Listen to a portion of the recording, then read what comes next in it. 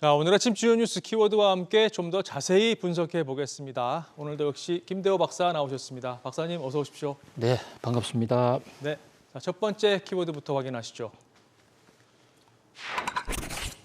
점도표 날벼락. 자, 민준 FOMC 회의 결과 기준금리는 예상대로 유지가 됐습니다. 그런데 어제 박사님께서 지목해 주신 점도표에서 올해 금리 인하 횟수 전망이 3회에서 1회로 축소가 됐습니다. 이거 어떻게 봐야 될까요?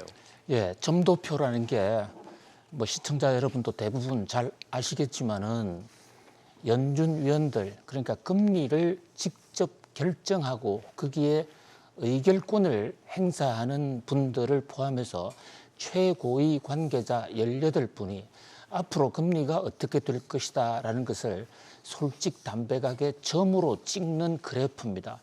이게 노벨 경제학상을 받은 버냉키 전 연준 의장이 사실상 이 혁신적 상품으로서 처음 고안한 것이고, 이것이 통화 정책에 소통하는 데 굉장히 중요한 것으로 지금 경제학계에서도 평가를 받고 있어요. 네. 그동안에 우리가 미국이 금리를 올해 3번 인하할 것이다 라고 컨센서스가 이루어져 왔던 것도 점도표가 끊임없이 3번 인하를 예고했거든요. 자, 지금 점도표를 보시면요, 점을 또또또똑 찍었습니다. 그걸 평균해 볼 때 금리가 한 번 정도 내리는 것으로 그친다, 이런 결과가 나온 것이에요. 네. 바로 3월 달까지만 하더라도 반올림해서 오차 범위 내에 있었지만 3번이었거든요. 그러니까 갑자기 올해 3번 내린다 하다가 한 번 내리니까 거기에 충격이 왔습니다. 그뿐만이 아닙니다. 내년, 내후년 이 점도표 비교도 보면 3월 달치보다도 금리가 빨리 안 내려오고 있는 겁니다.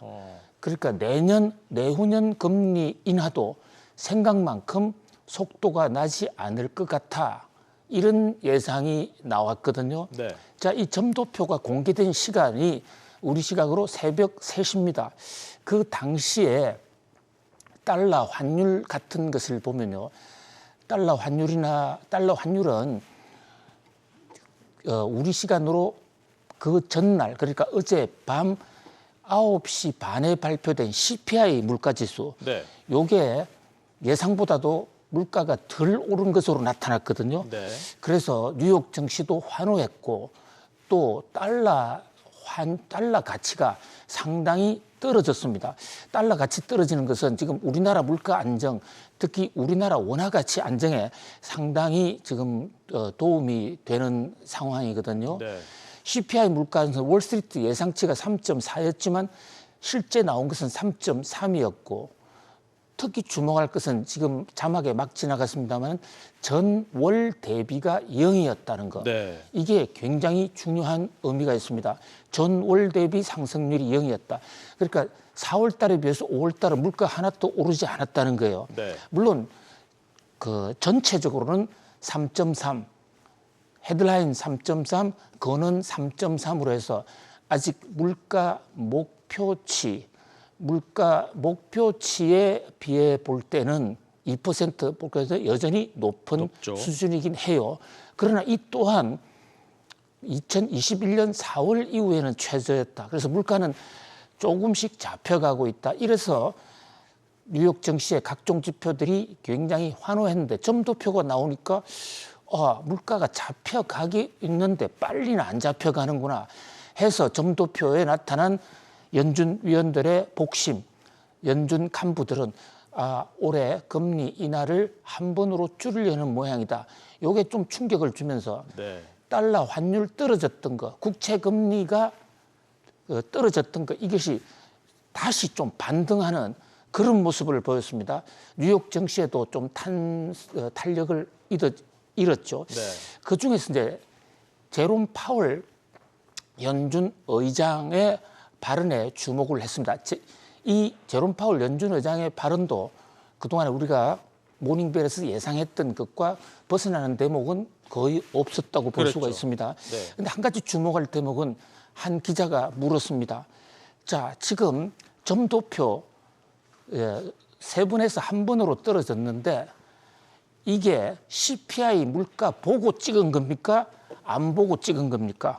이게 주목을 할 만한 게요. 네.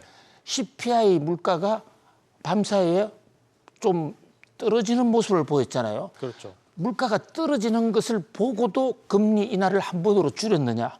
아니면 안 보고 금리 인하를 한 번 줄였다면 CPI가 생각보다 빨리 떨어졌기 때문에 점도표를 수정할 가능성도 있는 것이거든요. 그렇죠. 그런데 제롬 파월 연준 의장은 점도표는 찍은 것은 그 CPI 통계를 보고 찍은 것이다. 거기에 영향을 받았는지 안 받았는지 나 개인은 알 수 없지만 점도표 찍기 전에 CPI가 나왔다. 이 얘기는 CPI 떨어진 것을 보고도 금리 인하를 세 번에서 한 번으로 줄였다는 것이거든요. 네. 그 전까지만 해도 사실상 뉴욕 증시의 컨센서스는 이번에 점도표 좀 금리 인하 줄일 거야 하지만 대부분 두 번으로 줄일 거야에 컨센서스가 맞춰졌고 한 번이란 전망은 사실 거의 없었습니다. 네. 그런데 그 한 번도 CPI 떨어지는 것을 보고서도 점도표상 금리 인하 전망이 세 번에서 한 번으로 줄었다. 이것은 연준 위원들은 금리 인하에 좀 적극적이지가 않구나. 이렇게 볼 수가 있어요. 네.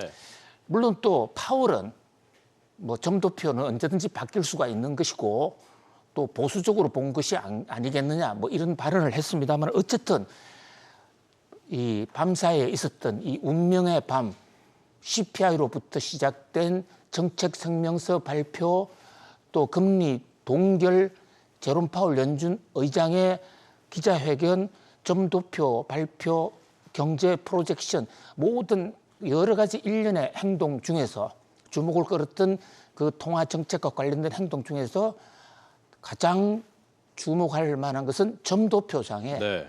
금리 인하 횟수가 올해 세 번에서 한 번으로 줄은 거. 이 대목은 좀 주목해 볼 필요가 있습니다. 그럼에도 뉴욕 증시는 전반적으로 올랐어요. 근데 뉴욕 증시도 문제지만 지금 거시경제 지표에서 금리 인하가 좀 빨리 됐으면 하는 그런 욕구가 굉장히 많은데 네. 밤사이에 나온 점도표는 그러한 기대에 조금은 좀 걸림돌이 되는 그런 하루였다 이렇게 볼 수 있겠습니다. 그렇군요. 자, 그렇다면 지금 FOMC 회의가 지금 총 4차례 남았잖아요. 7월, 9월, 11월, 12월. 이 4개 중에서 만약에 딱 한 차례만 오른다 그러면 어느 달을 꼽고 계십니까? 예, 굉장히 중요한 대목을 지적해 주셨는데요. 점도표상에서 금리를 올해 2번 내린다 했을 때는요. 앞으로 지금 연준의 FOMC가 7월 달도 있고 그 11월 달도 있고 12월 달도 있고 여러 번 있으니까 2번을 내리려면 이것은 뭐 늦어도 9월 달에는 금리를 내려줘야 되는 거예요. 네. 7월 달은 상당히 힘든 상황이기 때문에 그래서 9월 달, 12월 달 정도 내린다. 이것이 2번 예상일 때 그랬죠. 가장 강력한 예상입니다. 그런데 한 번 내린다 이랬을 때는 7월, 9월, 11월, 12월 중에 어느 달 내릴지 이거 상당히 앞으로 거시경제 지표에 따라 달렸다 이렇게 보는데 네. 일각에서 지금 뉴욕의 IB 투자은행 중에서는 12월 달설도 나오고 있습니다. 물론 시장은 여전히 9월 달 금리 인하 56% 이상 이것은 패드워치 기준인데요. 네. 9월 달에 가장 무게 중심을 두고 있기는 하지만 그러나 12월 달 금리 인하설까지 나왔다는 점 이것도 주목해 볼 필요가 있겠습니다. 그렇군요. 자, 다음 뉴스 키워드로 넘어가겠습니다. 불당면 리콜. 자, 분위기를 좀 바꿔보겠습니다. 지금 삼양식품의 불닭볶음면이 해외에서 굉장히 인기가 많다고 지금 소식이 들어오고 있는데 이런 가운데 덴마크에서 불닭면 중에서도 좀 더 매운 핵 불닭볶음면을 리콜 조치하는 상황이 발생이 됐습니다. 이게 뭐 제품에 문제가 있어서가 아니고요. 너무 매워서라고 하는데 이런 일도 있네요, 박사님. 그렇습니다. 지금 이 불닭면 세계적으로 K푸드로서 인기 폭풍몰이를 하고 있는 덴마크에서 삼양식품의 핵 불닭볶음면 이 제품을 리콜 조치를 했습니다. 이 네. 리콜은 삼양식품이 자발적으로 한 리콜이 아니고요. 덴마크 정부가 강제 리콜을 했고 이 조치에 따라 덴마크법에 따르면 이 핵북당면을 갖고 있는 사람들은 폐기해야 됩니다. 그리고 팔지 않은 곳에서는 바로 판매 금지 조처를 해야 됩니다. 자, 이것은 이 대목은 이 제품의 핵불닭 볶음면이 품질에서 품질이 나쁘다 좋다 이 얘기하고는 좀 거리가 있지만 이거 먹었을 때 중독이 된다. 급성 중독을 일으킬 수 있다. 캡사이신이라는 매움을 유발하는 수치가 너무 높다. 이렇게 판정을 했는데요. 잘 나가던 북당면이 이렇게 맵다는 이유로 매워서 급성 매움 중독증이 걸린다. 이 중독도 병입니다. 그러니까 의학적으로 위험하다라는 신호가 나온 것이에요. 네. 자, 특히 어린이들에게는 해를 끼칠 수 있다. 즉시 섭취를 중단하라. 이렇게 이제 발령을 했는데요. 자, 이게 문화적인 차이가 있을 수도 있지만 이 대목은 좀 주목할 만합니다. 우리 라면 세계적으로 굉장히 인기가 좋고 여러 가지 면에서 장점이 많은데 한 번씩 이렇게 특히 유럽 지역에서 리콜 조처가 돼서 덜커덩 해 왔었거든요. 네. 근데 이번에는 매운 맛이 문제인데 삼양식품의 경우에는 매운 맛으로 최근 한 10여 년간 인기 폭풍몰이를 해왔거든요. 그렇죠. 이제 바로 이 대목은 저는 위기인 동시에 기회다 이렇게 보는데요. 네. 오히려 덴마크가 이렇게 리콜 조처를 함으로써 삼양식품은 맵다라는 것이 세계적으로 한 번 더 알려졌습니다. 이때 매운 것이 과연 몸에 좋으냐 나쁘냐 이 대목에 대한 의학적 좀 뒷받침을 할 필요가 있다. 네. 그래서 매워도 건강에 큰 문제가 없다라는 식으로 검증이 된다면 오히려 더 많이 팔릴 수도 있지만 네. 그것을 입증하지 못한다면 역시 라면은 몸에 안 좋은 것이야. 그냥 환난 궁휼할 때 먹는 그냥 비상식일 뿐이야 라로 추락할 수도 있다.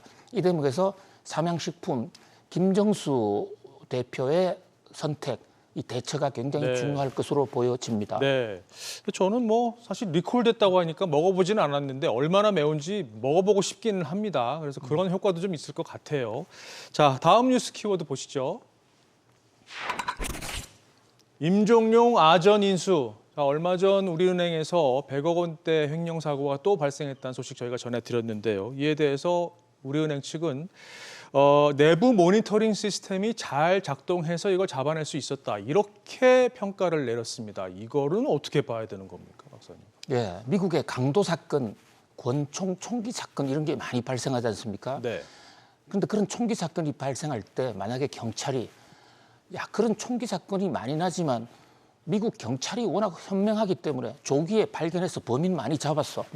사기꾼들 많이 잡았어. 했을 때 국민 감정이 어떻겠느냐. 자, 이게 우리은행, 저희들 은행이란 뜻이 아니라 상표 우리은행. 네. 상표 우리은행이 100억대 횡령 사건이 터졌는데요. 이 대목과 관련해서 우리은행 측 반응이 상당히 흥미롭습니다. 우리가 시스템을 잘 갖춰놨기 때문에 미리 잡아냈다. 자, 이게 1년 전에 장광익 우리 금융지주 부사장, 이분이 홍보 총책임자인데 이분은 금융사고 아무리 촘촘해도 터지는데 그 인간 본능이구나. 그건 장광익 부사장의 본능인지 모르지만 많은 은행원들의 본능은 사고하고는 관련이 없는 걸 거예요. 그렇죠. 은행원의 본능을 무시한 발언인데다가 거기다가 그 은행원들이 돈 빼먹겠다는 우리은행 직원들의 본능까지도 우리는 감지하고 잡아낼 혁신 방안을 준비해 왔다. 이런 발언을 한 1년 전에 발언이 또 한 번 회자가 되는데요. 과연 돈을 빼먹고 싶은 것이 사람의 본능일까요? 은행원 하면 신용을 지키라는 그런 본능도 있지 않을까. 그런데 사건이 터질 때마다 어떤 아전인수격으로 우리 잘했다. 사실 이 사고가 있으니까 관치금융이라는 비난을 무릅쓰고도 임종용 회장이 오신 건데 오고 나서 시스템 개선했다고 그러는데 그 이후에 생긴 사건이 또 터졌는데 네. 여전히 아전인수입니다. 네, 시스템이 좀 더 강화돼야 될 것 같습니다. 자, 다음 뉴스 키워드 보시죠. 상법 382조. 얼마 전에 저희가 전해드렸는데요. 이 382조가 뭐냐면 기업 의사의 충실 의무를 규정한 조항입니다. 지금 현재는 기업에 충실하도록 되어 있는데 이거를 주주에게까지 확대해야 된다라는 목소리 좀 커지고 있습니다. 이번 국회에서도 이게 좀 논의가 될 것으로 보이는데요. 어느 쪽 논리가 맞을까요? 재계는 지금 반대하고 있거든요.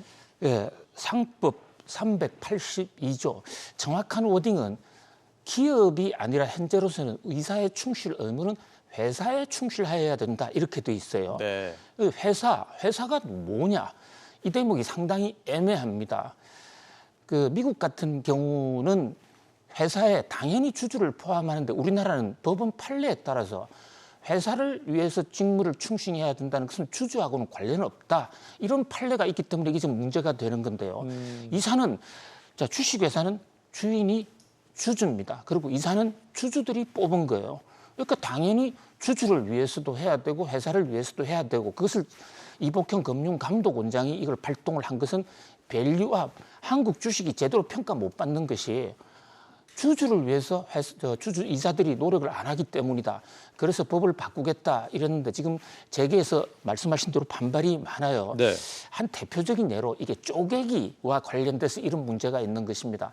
LG화학이라는 회사 참 인기를 끌고 배터리로 잘 하다가 배터리가 잘 되니까 그것을 LG 온으로 쪼개기 하지 않았습니까? 네. 그때 이것이 회사를 위해서 좋은 일이냐? 정확하게 얘기하면 대주주를 위해서 좋은 일이었죠. 그런데 소액주주들한테는 엄청나게 경제적 손실을 줬단 말이죠. 네. 바로 이런 대목에서 상법상 이사도 포함시켜야 된다. 재계에서는 이 이사를 포함시키는 게 해외 전례가 없다고 그러는데 그렇지가 않습니다. 미국 같은데 많은 주에서도 이사를 명시하고 있습니다.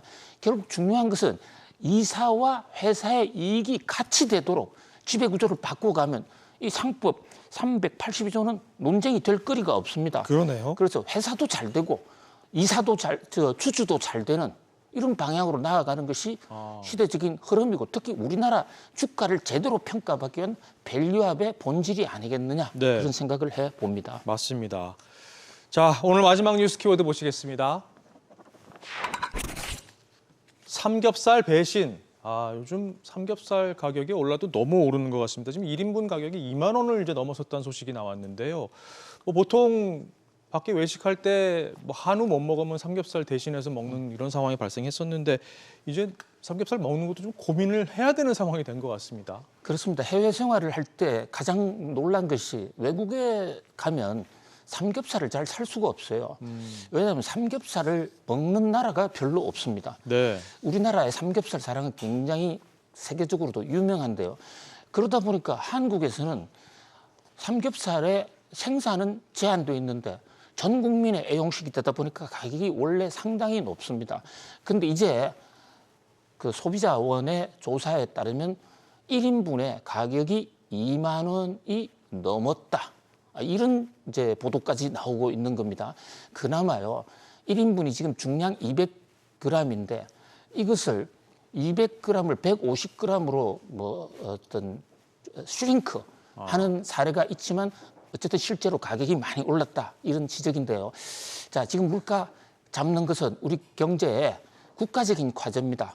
지금 조금씩 잡아오고 있어요. 네. 그런데 이렇게 서민 물가가 안 잡히면 국민들 고통이 가중되고 인플레 장기전으로 갈 수밖에 없다. 그런 면에서 좀 먹거리 물가 같이 우리 좀 노력을 해서 잡아가야 할 것으로 보입니다. 네, 맞습니다. 자, 오늘 뉴스 키워드 다 짚어봤는데요. 다시 한번 보실까요? 점도표 날벼락, 불당면 리콜, 임종용 아전인수, 그리고 상법 382조 삼겹살 배신까지 짚어봤습니다. 박사님 오늘도 잘 들었습니다. 고맙습니다. 감사합니다.